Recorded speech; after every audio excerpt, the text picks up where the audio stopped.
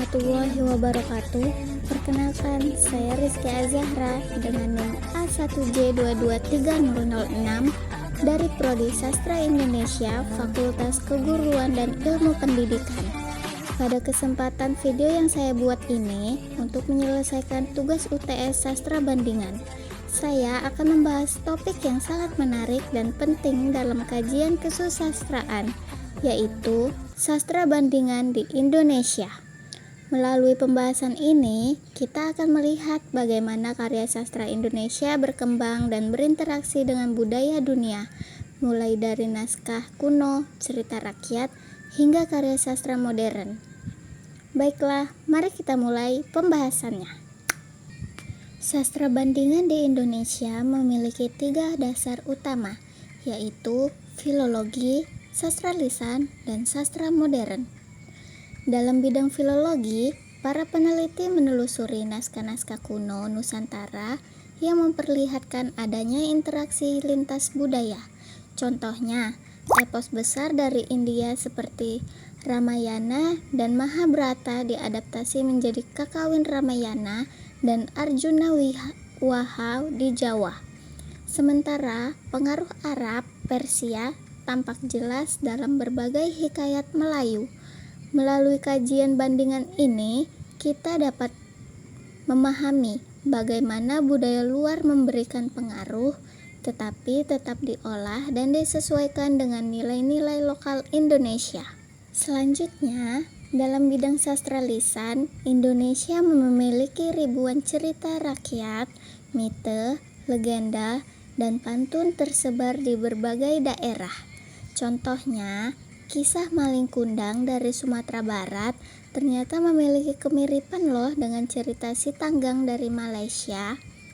Kedua cerita ini memperlihatkan bahwa karya sastra Nusantara merupakan bagian dari tradisi universal yang saling berinteraksi.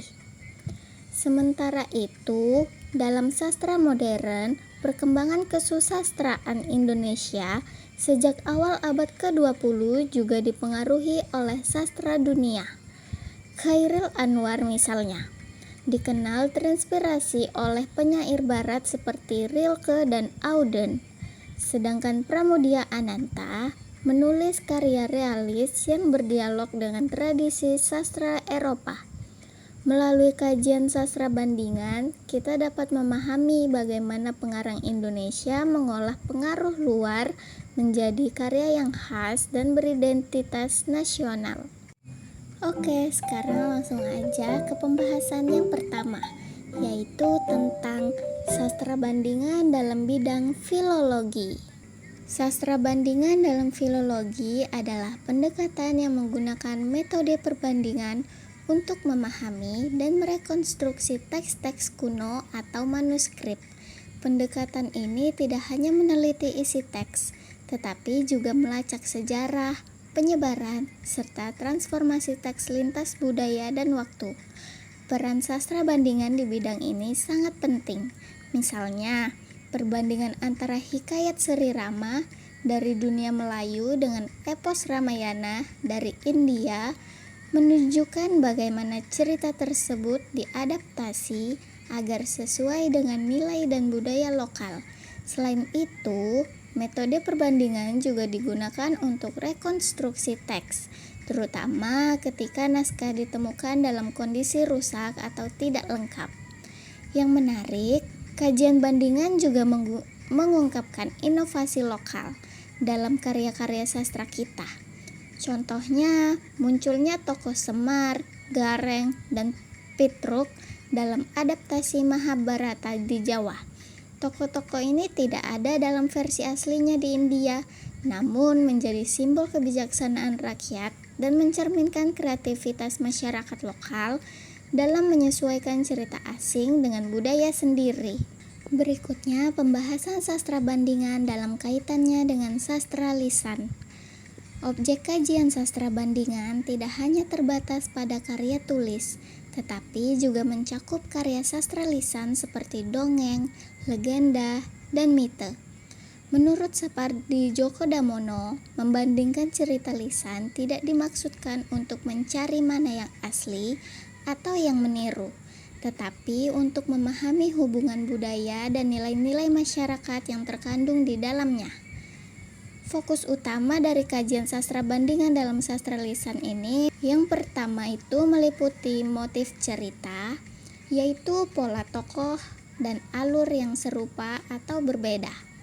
Kedua, tema dan nilai budaya, di mana di sini yang mencerminkan pandangan hidup masyarakat. Ketiga, struktur naratif dan gaya penceritaan, seperti bentuk alur dan cara penyampaiannya. Keempat, fungsi sosial, misalnya sebagai hiburan, pendidikan, atau bagian dari ritual adat. Sebagai contoh, kisah Maling Kundang dari Indonesia dan Si Tanggang dari Malaysia. Ini memiliki motif cerita yang sama loh, yaitu tentang anak durhaka yang dikutuk menjadi batu karena melawan orang tua. Keduanya menekankan pesan moral tentang pentingnya menghormati orang tua.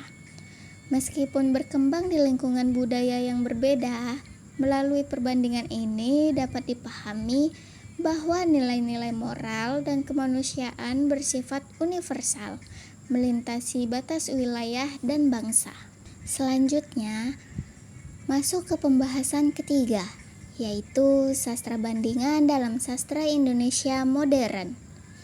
Dalam kajian sastra modern, sastra bandingan membantu kita melihat bagaimana karya sastra Indonesia berinteraksi dengan karya sastra dari berbagai negara.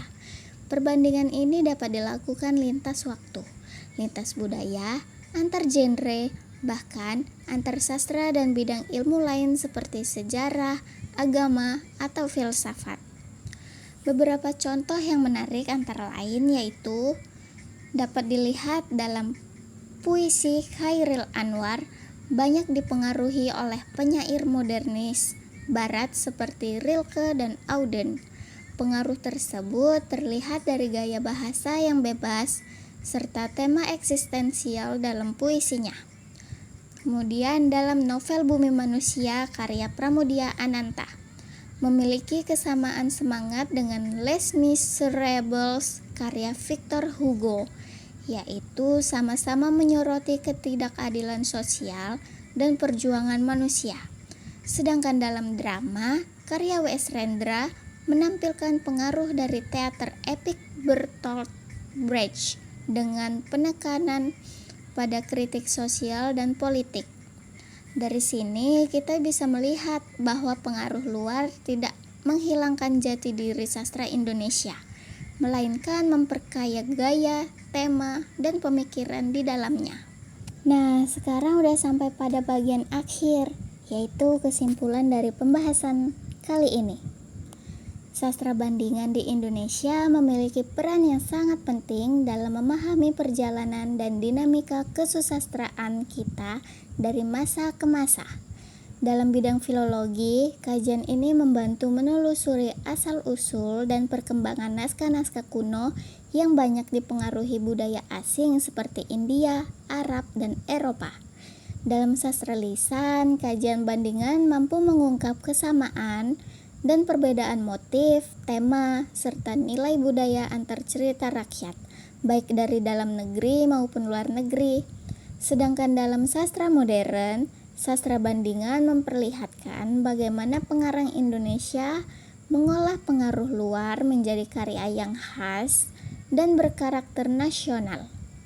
Dengan demikian, dapat disimpulkan bahwa sastra bandingan tidak hanya memperluas wawasan lintas budaya, tetapi juga memperkaya pemahaman kita terhadap jati diri dan identitas sastra Indonesia.